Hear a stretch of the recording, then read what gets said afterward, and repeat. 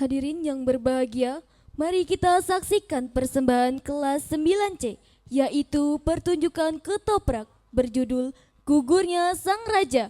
Kemudian dilanjutkan dengan penampilan tari The Spirit of India yang energik dan memukau dari kelas 9F.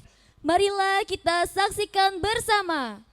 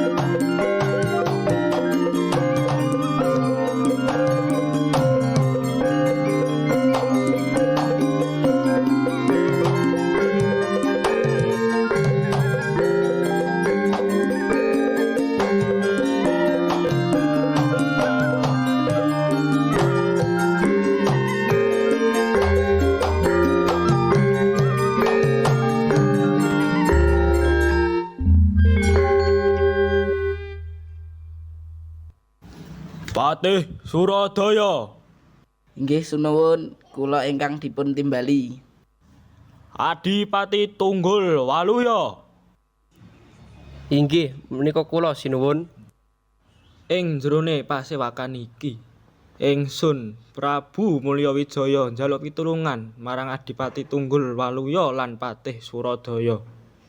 Nuwun sewu sinuwun, mbok bilih wonten perkawis ingkang boten ngenani ing manah panjenengan. Monggo kula siap ngrampungi perkawis punika. Inggih sunuwun, kula kaliyan Gusti Adipati Tunggal Waluya badhe ambatu ngrampungaken perkawis punika. Kemrungsung atiku di ing dina-dina iki aku oleh impen sing ora menakno ning ati. Sinuwun, impen punapa ingkang ngantos sinuwun ngawontenaken pasewakan punika? Paman, mimpiku ora liya yaiku aku bakal mati dipateni paman.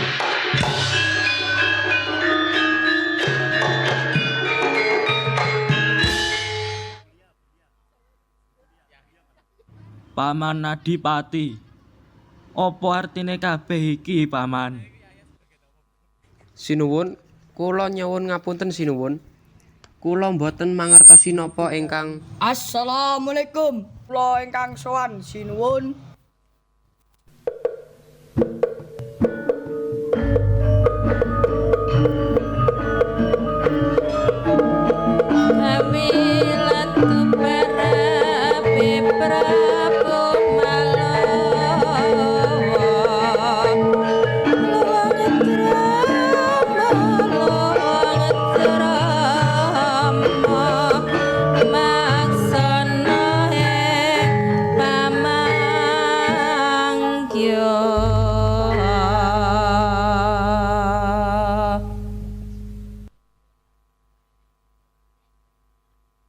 Yai, Kula sinuwun.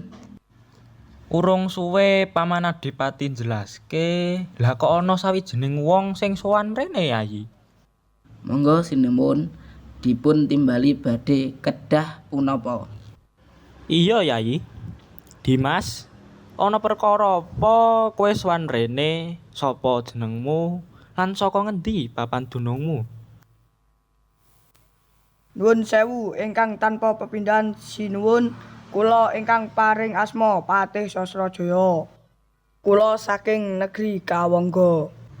Sowanipun kula wonten mriki ingkang nomer 1 punika. Kula ngaturaken sembah pangebukti kula kunjuk sinupun. Ingkang nomer 2 inggih menika kula badhe ngaturaken serat saking Ratu Gusti. Kula kagem sinuwun. Yayi, aku njaluk tulung Yayi. Inggih sinuwun.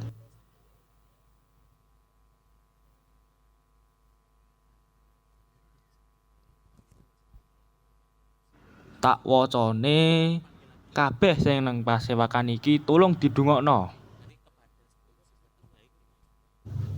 Hei Mulya Wijaya. Kowe ora arti sejatine aku. Kowe ora arti aku Mulya Wijaya. Mreneo Mulya Wijaya. Yen pancen kowe wani metu njaba, tak bumi angus negaramu.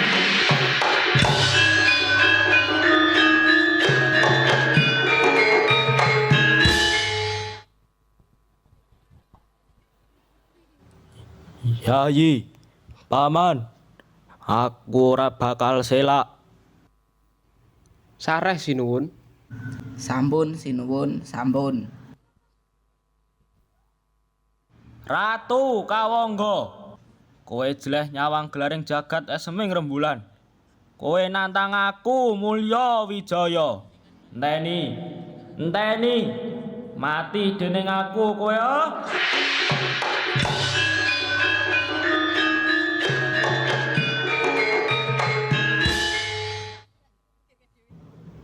Gusti Adipati, kahanane sampun kados mekaten. Pripun niki Gusti? Ditututi langkahe sinuwun.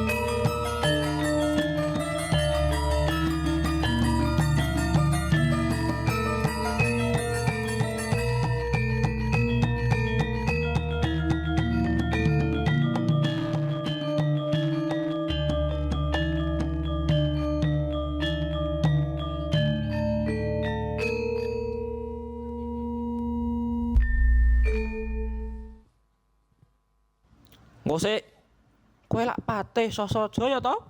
Endi Ratu Gusnu sing nantang aku? Lek nom mripatmu Mulya Wijaya, aku Prabu Bagaswara, aku sing nantang kowe. Setan kowe. Wani-wanine kowe nantang aku, Mulya Wijaya. Sinuwun, kersane kula ingkang mejahi Prabu Bagaswara lan Sasrajaya. Cangkemmu.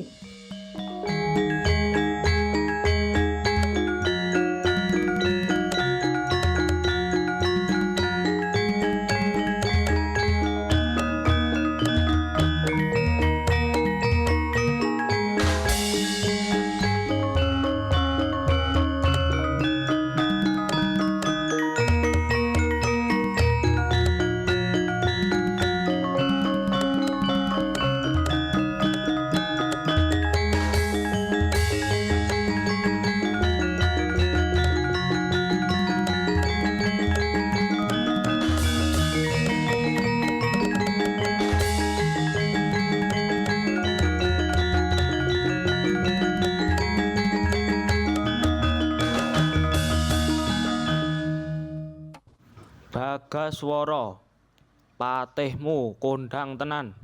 Pasukanku kalah. Mulya Wijaya, ora usah kakean cangkem. Ning kene kowe apa aku sing tekaning pati. Keparat.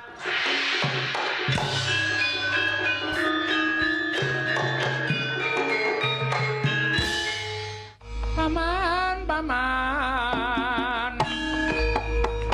apa wonten ing badalan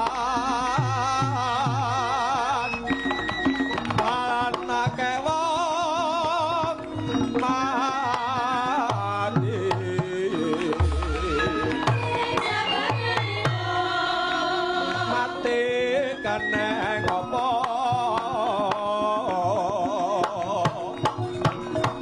mati dikati kaya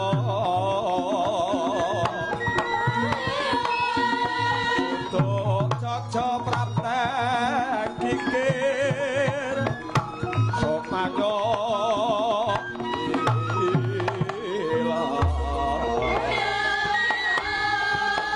Rakanyo terus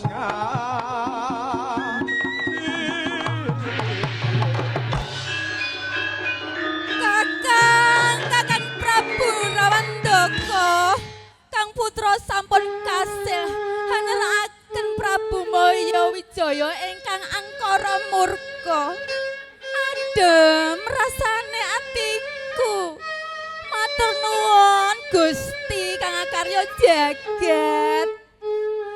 Walah putraku Prabu Bagaskara wis ora susah lan ora geton, ora sah muwon karo telasing prajurit lan tewasing Kakang Patih kang berjuang nganti telasing getih. Putraku Prabu Bagaswara enggal cabuten keris tinggalane Rama Nira Kyai Wejang Geni saking raganing Prabu Mulyawiya enggal warangkakna. Ayo saiki kanthi sesarengan simbol negari Kawanggadhyasa dipun arak kondur dateng negeri